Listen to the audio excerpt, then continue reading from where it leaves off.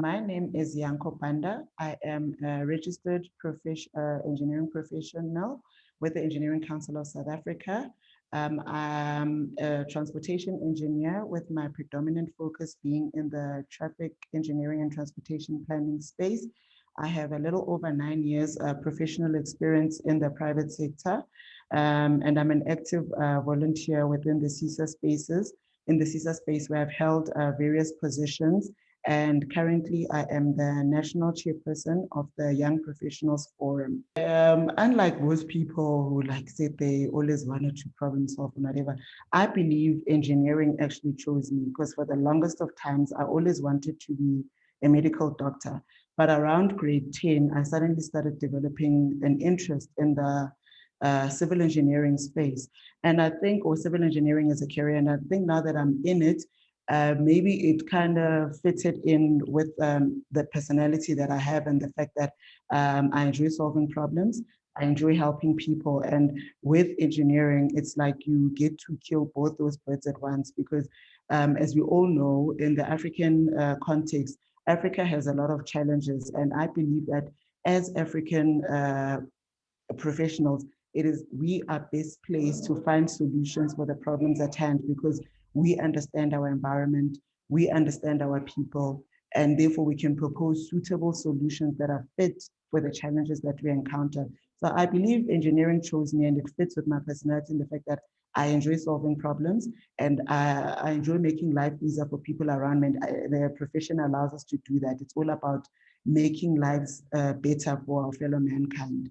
As indicated, I have 9 years professional experience, and it has been in the consulting engineering space.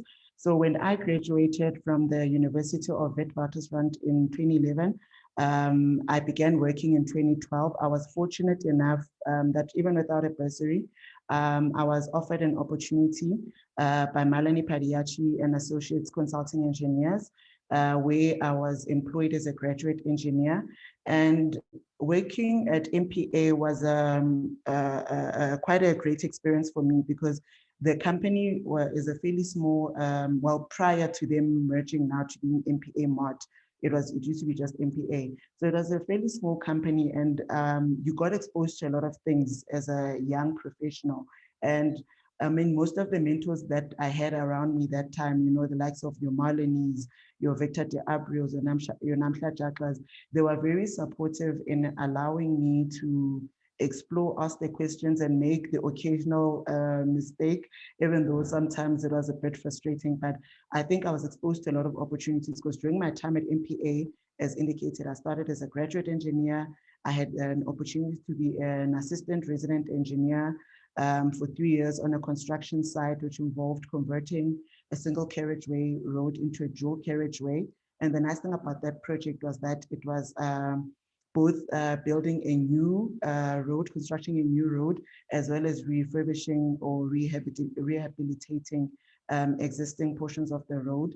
I was also on a number of secondments as a technical specialist, notably to the Auditor General of South Africa, as well as to the eThekwini Transport Authority, where I then came in, especially for the Auditor General.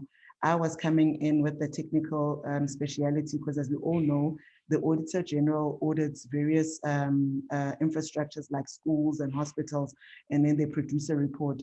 But they identified that one of the aspects that was lacking is that they didn't have engineers in that space. And that's how we then came in, because we could then, looking at the documents that were there, we could offer practical or technical advice to indicate whether the entity that was being audited got value for money.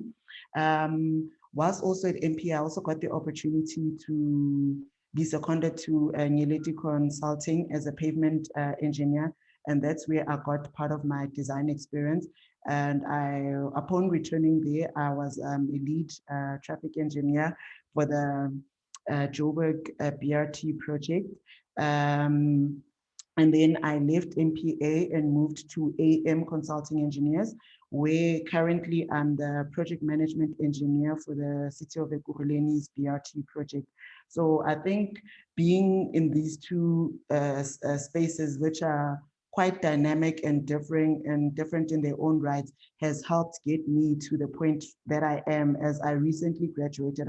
I recently qualified as a professional engineer this year. So it's through, the support and the project that I was involved in that allowed me to develop the competencies and the capabilities to finally get to a point where I can be a professional engineer.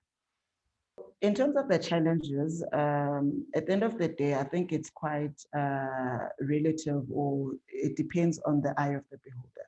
But I think most of the common challenges that we face as females in the engineering profession is that, especially at senior level, there's very little representation of female leadership.